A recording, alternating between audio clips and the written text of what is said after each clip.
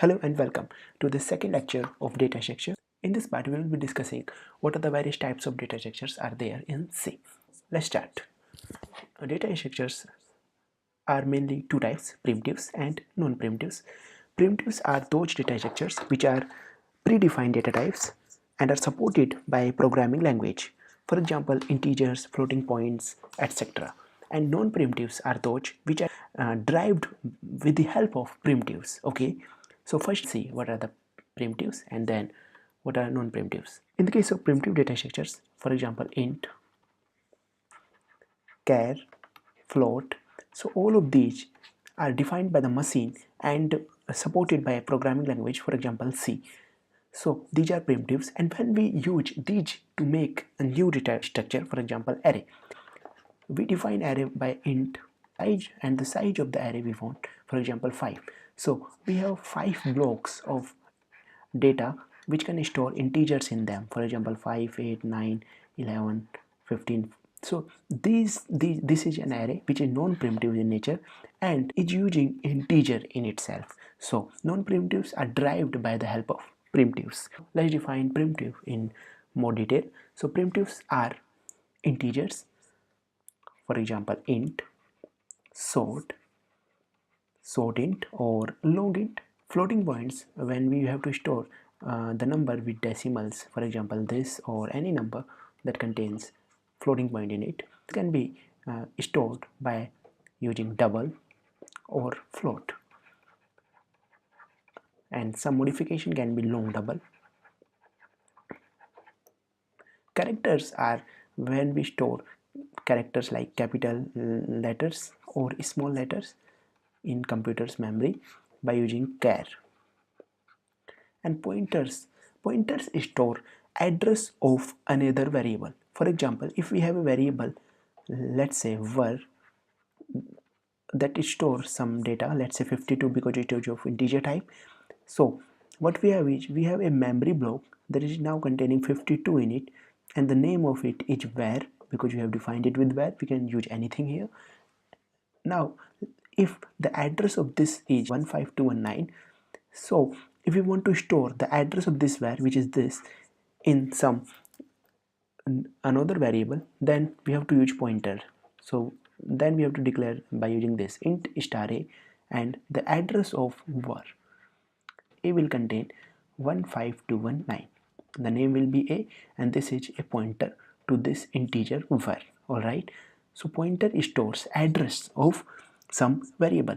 We are using int because we want to store the address of a variable that is integral in nature, that is of int type, and star denotes that this is pointer itself. All right, and add is for addressing purpose, addressing operator. Now let's come to non-primitives. Non-primitives are linear and non-linear. Linear data structure are those which are which have element stored in linear order. For example, array, string, union, stack, queue, etc. Linear can further divided into sequential and list. Sequentials are array, stack, and queue, and list are linked list, linked stack, and linked queue. The benefit of using list type is that the memory of these are allocated at runtime. For example, in the case of array, we have to declare the size by using the number in square bracket. Let's say we have this array a of size 50. Now the computer memory will allocate 50 blocks of data for this a array. Suppose we want to add 51 member, then in the case 51 will not be added at any cost. In that case you have to define a new array, or you have to use two arrays. Okay, but you can't add the next element after adding 50 elements in this case, because the memory of this array a is defined at compile time. Because when the program run, then we have declared, let's say int a 50, in that case you have already defined the memory of 50 size. Now you can't add 51th block okay. But in the case of linked list, you can do so because the memory is defined at a runtime. This is big difference between this list linear type and sequential linear type. Same in the case of stack and queue that we will be discussing later. Now, linked linear type of data can also be defined in some other context like homogeneous and heterogeneous. Homogeneous are those data structures which are having same, which have same type of data. Homogeneous are which are having same type of data. For example, array. Every element of array, every element of array have same type of data. For example, if int element will contain integer, in the case of float every element will contain the float. Now the second one is heterogeneous. Examples are union and structure.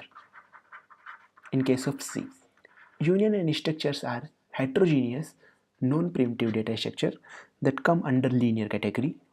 These both are coming under linear, homogeneous as well as heterogeneous. Structures are, let's say we want to store a data of a student, and the data should contain his roll number,